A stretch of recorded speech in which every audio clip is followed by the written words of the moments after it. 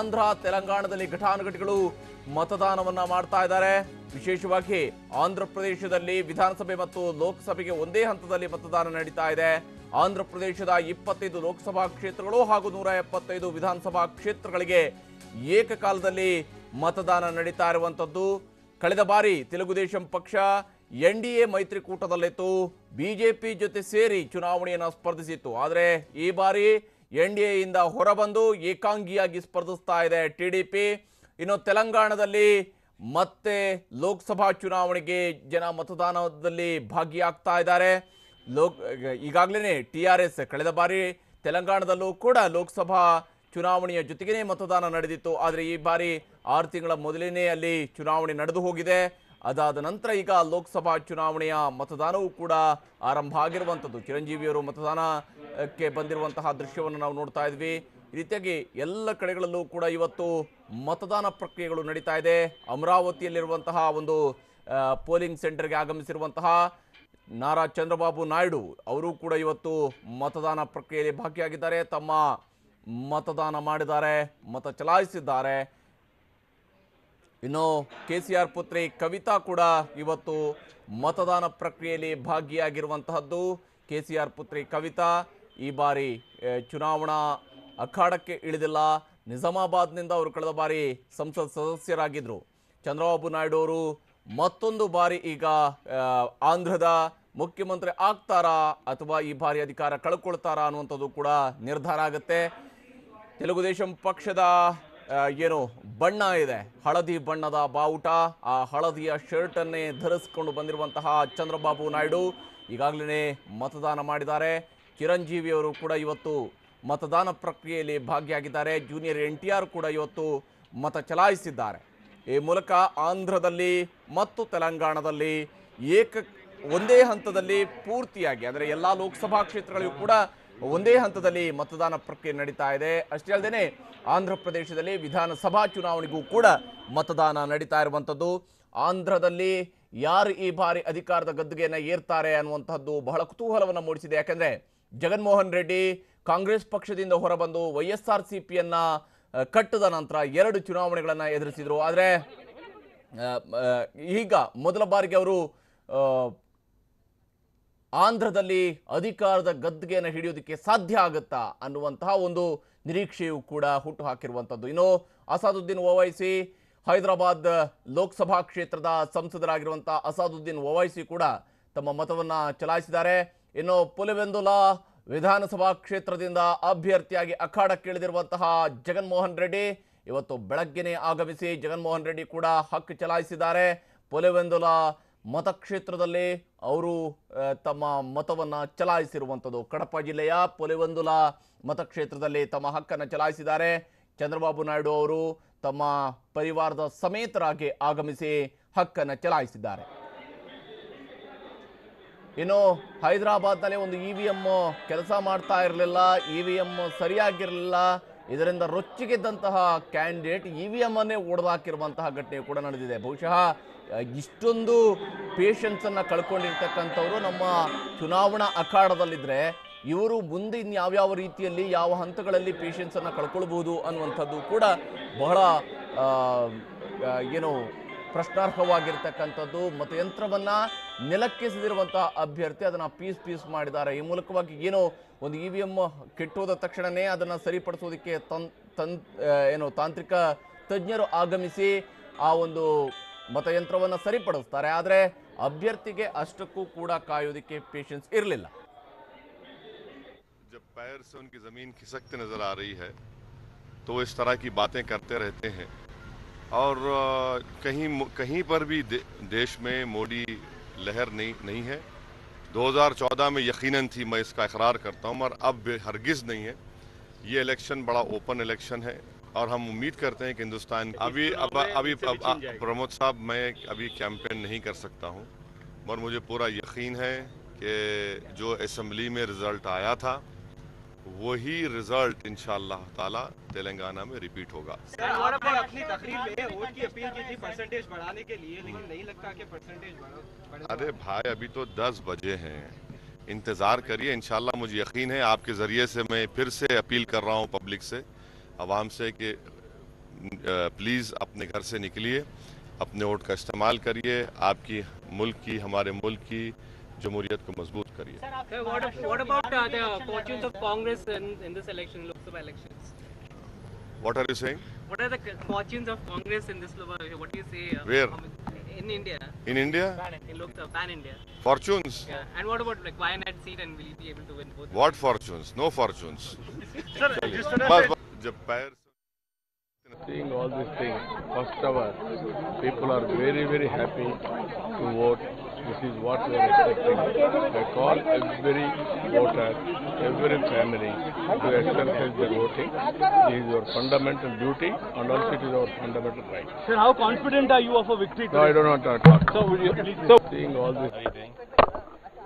Anything specific? No, what are your thoughts right now? And you are going to cast your vote, but how confident are you about it? Very confident. In God's grace, it'll go well, I guess. And you've been speaking to a cross-section of people this morning as they head to vote. What do you think is on their mind? I think you should ask them. You've had humongous turnout of crowd in your rallies. I'm sure you would have heard a lot from them. I'm pretty sure people are looking for a change. And I hope it would happen. Okay. And any particular appeal for the people, to come out and vote, or for the first-time voters as well from your end? మంచి నాయకుని ఎన్నుకుంటే మంచి ప్రభుత్వం ఉంటుంది. పోయిన సంక్షేమం మళ్ళీ సంక్షేమం తెచ్చుకోమని ఒక్కసారి ఆలోచన చేయమని, విఘ్నత కలిగి ఓటు వేయమని ఆలోచించమని కోరుతా ఉన్నా. రాష్ట్ర ప్రజానికి అందరినీ కూడా కోరుతా ఉన్నా. ప్రతి ఒక్కరు ఓటు విలువ, ప్రతి ఒక్కరు ఎవరు ఇంట్లో ఉండకుండా ప్రతి ఒక్కరు ఓటు వినియోగించుకోవాలని కోరుతా ఉన్నా. మంచి నాయకుని ఎన్నుకోమని కోరుతా ఉన్నా. మంచి నాయకుని ఎన్నుకోకపోతే పరిపాలన కూడా అలాగే మనం ఈరోజు తీసుకున్న డెసిషన్, మనం 5 సంవత్సరాలు బాధపడేది మనమే. కాబట్టి మంచి నాయకుని ఎన్నుకోమని కోరుతా ఉన్నా. ఎనీ ఓటర్ మంచి నాయకుని ఎన్నుకుంటే మంచి ప్రభుత్వం ఉంటుంది. పోయిన సంక్షేమం ಹೀಗೆ ಈಗಾಗಲೇ ನಾವು ಆಂಧ್ರ ಪ್ರದೇಶದಲ್ಲಿ ನೋಡ್ತಾ ಇದ್ವಿ. ಇಬ್ಬರೂ ಕೂಡ ಅಂದರೆ ಜಗನ್ಮೋಹನ್ ರೆಡ್ಡಿ ಮತ್ತು ಚಂದ್ರಬಾಬು ನಾಯ್ಡು ಇಬ್ಬರೂ ಕೂಡ ಹೇಳ್ತಾ ಇರೋಂಥದ್ದು, ನಾವು ಬಹಳ ವಿಶ್ವಾಸದಲ್ಲಿದ್ದೀವಿ, ನಾವೇ ಮತ್ತೆ ಅಧಿಕಾರದ ಗದ್ದುಗೆಯನ್ನು ಏರ್ತೀವಿ ಅನ್ನುವಂಥದ್ದನ್ನು ಹೇಳ್ತಾ ಇದ್ದಾರೆ. ಬಹುಶಃ ನಾವು 2014ರ ವಿಧಾನಸಭಾ ಚುನಾವಣೆಯ ಲೆಕ್ಕ ಹಾಕಿದರೂ ಕೂಡ YSRCP ಮತ್ತು ತೆಲುಗುದೇಶಂ ಪಕ್ಷದ ನಡುವೆ ಸುಮಾರು 40 ಸೀಟ್ಗಳ ಅಂತರ ಬಂದರೂ ಅಲ್ಲಿ ಇದ್ದಂತಹದ್ದು ಮತಗಳ ಲೆಕ್ಕದಲ್ಲಿ ಬಂದಾಗ ಕೇವಲ 5 ಲಕ್ಷದಷ್ಟು ಮತಗಳ ಮಾತ್ರ ವ್ಯತ್ಯಾಸ ಇತ್ತು. ಅಂದರೆ TDP ಕೇವಲ ಒಂದು 5 ಲಕ್ಷದಷ್ಟು ಮತಗಳನ್ನು ಮಾತ್ರ ಓವರಾಲ್ ಇಡೀ ಆಂಧ್ರ ಪ್ರದೇಶದಲ್ಲಿ ಗಳಿಸಿತು, ಹೆಚ್ಚುವರಿಯಾಗಿ YSRCPಯಿಂದ ಹೆಚ್ಚುವರಿಯಾಗಿ ಗಳಿಸಿತು. ಅಂದರೆ ಮತದ ವಿಭಜನೆಯನ್ನು ನಾವು ಗಮನಿಸಿದಾಗ ಎರಡೂ ಕೂಡ ನೆಕ್ ಟು ನೆಕ್ ಇರುವಂತಹ ಒಂದು ಚುನಾವಣೆ ಅದಾಗಿತ್ತು. ಕಳೆದ ಬಾರಿ NDA ಮೈತ್ರಿಕೂಟದಲ್ಲಿತ್ತು, ಹಾಗಾಗಿ BJPಯ ಬೆಂಬಲವೂ ಕೂಡ ಚಂದ್ರಬಾಬು ನಾಯ್ಡು ಅವರ ಜೊತೆಗೆ ಇತ್ತು. ಈ ಬಾರಿ ಚಂದ್ರಬಾಬು ನಾಯ್ಡು ಅವರು ಏಕಾಂಗಿಯಾಗಿ ಸ್ಪರ್ಧಿಸಿದ್ದಾರೆ.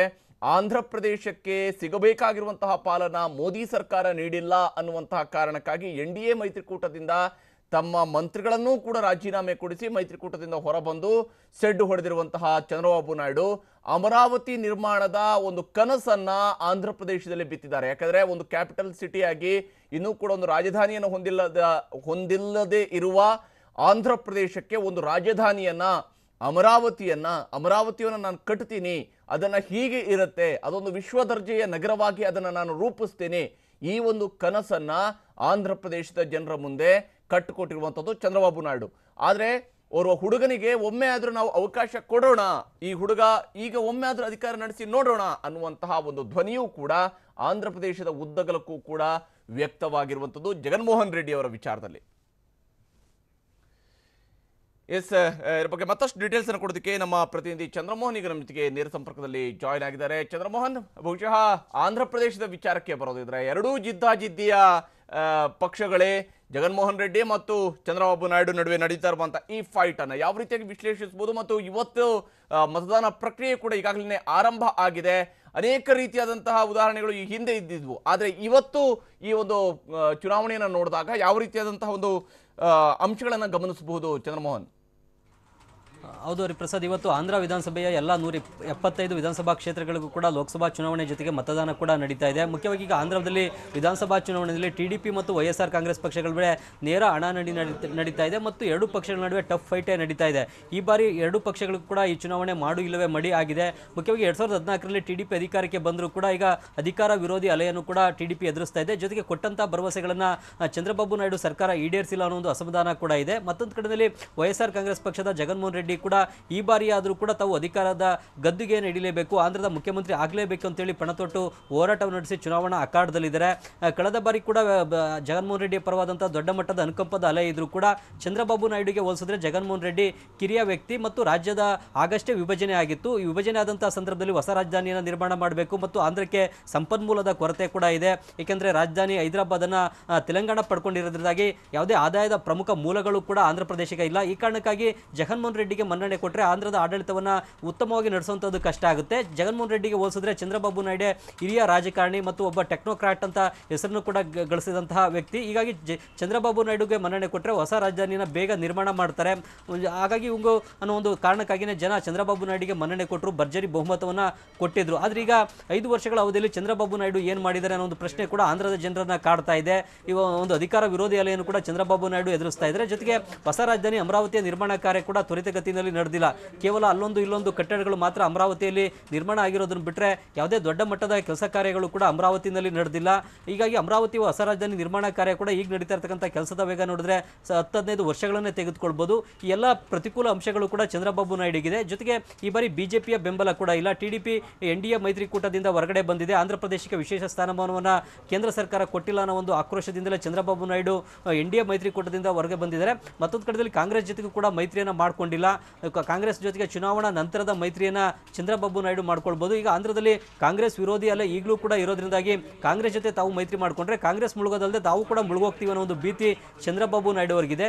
ಈ ಕಾರಣಕ್ಕಾಗಿಯೇ ಕಾಂಗ್ರೆಸ್ ಜೊತೆ ಮೈತ್ರಿಯನ್ನು ಮಾಡ್ಕೊಳ್ದೇನೆ ಏಕಾಂಗಿಯಾಗಿಯೇ ಟಿಡಿಪಿ ಈಗ ಚುನಾವಣೆಯನ್ನು ಕೂಡ ಎದುರಿಸ್ತಾ ಇದೆ. ಹೀಗಾಗಿ ಈಗ ಈ ಬಾರಿ ಆಂಧ್ರ ಪ್ರದೇಶದ ಮತದಾರರು ಟಿಡಿಪಿಗೆ ಮತ್ತೆ ಅಧಿಕಾರದ ಗದ್ದಿಗೆಯನ್ನು ನೀಡ್ತಾರಾ, ಇಲ್ಲವೇ ಅನುಕಂಪದ ಅಲೆನಲ್ಲಿ ವೈಎಸ್ಆರ್ ರಾಜಶೇಖರ ರೆಡ್ಡಿ ಅವರು ಮಾಡಿದಂತಹ ಕೆಲಸ ಕಾರ್ಯಗಳ ಆಧಾರದ ಮೇಲೆ ವೈಎಸ್ ಜಗನ್ಮೋಹನ್ ರೆಡ್ಡಿ ಅವರಿಗೆ ಅಧಿಕಾರದ ಗದ್ದುಗೆಯನ್ನು ನೀಡ್ತಾರ ಅನ್ನತಕ್ಕಂತಹ ಕುತೂಹಲದ ಪ್ರಶ್ನೆ ಕೂಡ ಇದೆ. ಹೀಗಾಗಿ ಈ ಎರಡೂ ಪಕ್ಷಗಳ ನಡುವೆ ಅಧಿಕಾರದ ಗದ್ದುಗೆಗಾಗಿ ಭಾರಿ ಪೈಪೋಟಿಯೇ ನಡೀತಾ ಇದೆ. ಈಗಾಗಲೇ ಎಲ್ಲ 175 ವಿಧಾನಸಭಾ ಕ್ಷೇತ್ರಗಳಲ್ಲೂ ಕೂಡ ಜನ ಮತಗಟ್ಟೆಗಳಿಗೆ ಬಂದು ಬಿರುಸಿನಿಂದ ಮತದಾನವನ್ನು ಕೂಡ ಮಾಡ್ತಾ ಇದ್ದಾರೆ.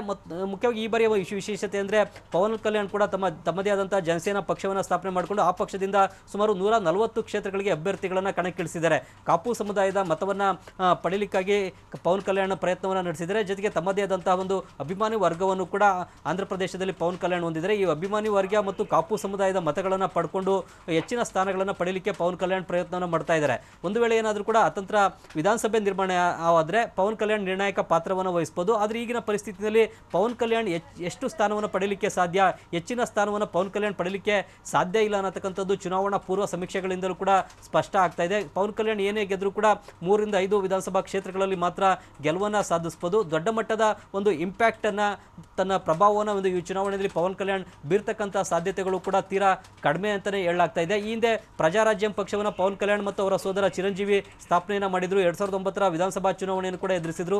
ಆದರೆ ಆ ಚುನಾವಣೆಯಲ್ಲಿ ಯಾವುದೇ ಯಶಸ್ಸು ಕೂಡ ಚಿರಂಜೀವಿ ಮತ್ತು ಪವನ್ ಕಲ್ಯಾಣ್ ಇಬ್ಬರು ಜೊತೆಯಾಗಿ ಹೋರಾಟ ನಡೆಸಿದ್ರು ಕೂಡ ಸಿಕ್ಕಿರಲಿಲ್ಲ. ಹಾಗಾಗಿ ಈ ಬಾರಿ ಏಕಾಂಗಿಯಾಗಿಯೇ ಪವನ್ ಕಲ್ಯಾಣ್ BSP ಜೊತೆ ಮೈತ್ರಿಯನ್ನು ಮಾಡ್ಕೊಂಡಿದ್ದಾರೆ. CPI CPM ಜೊತೆ ಮೈತ್ರಿಯನ್ನು ಮಾಡಿಕೊಂಡು ಚುನಾವಣೆ ಎದುರಿಸಿದ್ರು ಕೂಡ ದೊಡ್ಡ ಮಟ್ಟದ ಯಶಸ್ಸು ಪವನ್ ಕಲ್ಯಾಣ್ಗೆ ಸಿಗುತ್ತಾ ಅನ್ನತಕ್ಕಂಥ ಪ್ರಶ್ನೆ ಕೂಡ ಇದೆ. ಆದರೆ ದೊಡ್ಡ ಮಟ್ಟದ ಯಶಸ್ಸು ಅಥವಾ ಯಾವುದೂ ಕೂಡ ಪವನ್ ಕಲ್ಯಾಣ್ಗೆ ಈ ಬಾರಿ ಸಿಗ್ತಕ್ಕಂಥ ಸಾಧ್ಯತೆಗಳು ತೀರಾ ಕಡಿಮೆ ಅಂತಲೇ ಈಗ ಆಂಧ್ರದ ರಾಜಕೀಯ ಪಂಡಿತರುಗಳು ಕೂಡ ಹೇಳ್ತಾ ಇದ್ದಾರೆ ಮತ್ತು ಚುನಾವಣಾ ಪೂರ್ವ ಸಮೀಕ್ಷೆಗಳು ಅದೇ ಮಾತನ್ನು ಹೇಳ್ತವೆ. ಹಾಗಾಗಿ ಮುಂದಿನ 5 ವರ್ಷಗಳ ಕಾಲ ಆಂಧ್ರವನ್ನು ಯಾರು ಆಳ್ವಿಕೆಯನ್ನು ನಡೆಸ್ತಾರೆ ಮತ್ತು ಹೊಸ ರಾಜಧಾನಿಯ ನಿರ್ಮಾಣ ಕಾರ್ಯವನ್ನು ಯಾರು ಪೂರ್ಣಗೊಳಿಸ್ತಾರೆ ಮತ್ತು ಆಂಧ್ರವನ್ನು ಅಭಿವೃದ್ಧಿಯಲ್ಲಿ ಹೊಸ ದಿಕ್ಕಿನತ್ತ ಕೊಂಡೊಯ್ತಕ್ಕಂತಹ ಅವಕಾಶ ಯಾರಿಗೆ ಸಿಗುತ್ತೆ ಅನ್ನೋ ಒಂದು ಪ್ರಶ್ನೆಗೆ ಇವತ್ತು ನಡೀತಾ ಇರತಕ್ಕಂಥ ಮತದಾನದಿಂದ ಉತ್ತರ ಸಿಗಲಿದೆ. ಹೀಗಾಗಿ ಈಗ ಈ ಬಾರಿ ಟಿಡಿಪಿ ಮತ್ತು ವೈಎಸ್ಆರ್ ಕಾಂಗ್ರೆಸ್ ಪಕ್ಷಗಳ ನಡುವೆ ಜಿದ್ದಾಜಿದ್ದಿನ ಹೋರಾಟ ನಡೀತಾ ಇದೆ. ಒಂದು ಕಡೆಯಲ್ಲಿ ವೈಎಸ್ಆರ್ ಕಾಂಗ್ರೆಸ್ ಪಕ್ಷದ ಜಗನ್ಮೋಹನ್ ರೆಡ್ಡಿ ಅನುಕಂಪದ ಅಲೆ, ಜೊತೆಗೆ ಟಿಡಿಪಿಗೆ ಇರತಕ್ಕಂತಹ ಅಧಿಕಾರ ವಿರೋಧಿ ಅಲೆ ಇವುಗಳನ್ನು ನಂಬಿಕೊಂಡಿದ್ದಾರೆ.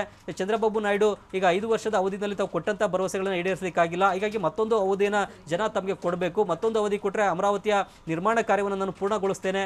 ಜೊತೆಗೆ ಚಂದ್ರಬಾಬು ಜಗನ್ಮೋಹನ್ ರೆಡ್ಡಿಗೆ ಹೆಚ್ಚಿನ ಅನುಭವ ಇಲ್ಲ ಅನ್ನತಕ್ಕಂಥದ್ದನ್ನ ಈಗ ಜನರ ಮುಂದೆ ಪ್ರಸ್ತಾಪವನ್ನು ಮಾಡಿ ಪ್ರಚಾರವನ್ನು ನಡೆಸಿದ್ದಾರೆ. ಹರಿಪ್ರಸಾದ್.